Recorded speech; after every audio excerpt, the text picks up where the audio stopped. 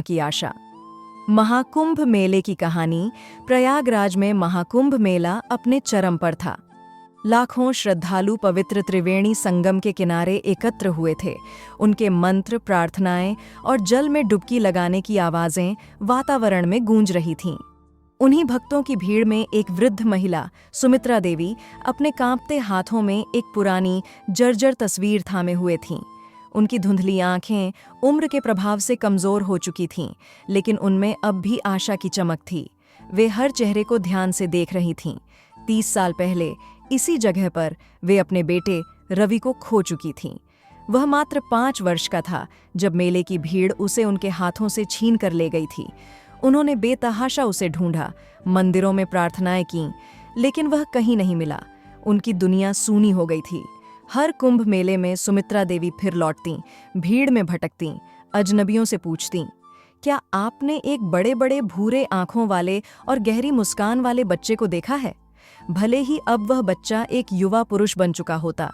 कई लोगों ने उन्हें पागल कहा, पर उन्होंने हार नहीं मानी। इस वर्ष कुछ अलग सा महसूस हो रहा था। वे संगम के किनारे खड़ी थीं, उनके कमजोर हाथ कांप रहे थे। तभी एक 30 वर्षीय युवक उनके पास आया। उसके हाथों में फूलों की माला थी और उसने धीरे से उनके चरण स्पर्श किए। माँ, क्या आप मुझे पहचानती हैं? उसकी आवाज भावनाओं से भरी हुई थी। सुमित्रा देवी का दिल जोर जोर से धड़कने लगा। वही आंखें, वही गहरी मुस्कान, यह वही था।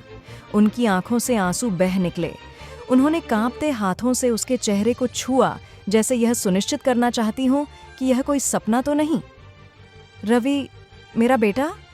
उन्होंने कांपती आवाज में कहा। हाँ माँ, वह फूट फूट कर रो पड़ा और उन्हें अपने गले से लगा लिया। मैं भी आपको ढूंढ रहा था। चारों ओर खड़ी भीड़ ठहर गई। ये प्रेम और भाग्य का चमत्कार था। कुछ लोग आंसू पोंछने लगे, कुछ ने मौन प्रार्थनाएं की। महाकुंभ मेले में, जहां करोड़ों लोग मोक्ष की खोज में आते हैं, सुमित्रा देवी को उनका अपना मोक्ष मिल गया था। एक ऐसा पुनर्मिलन जिसे समय भी नकार नहीं सका।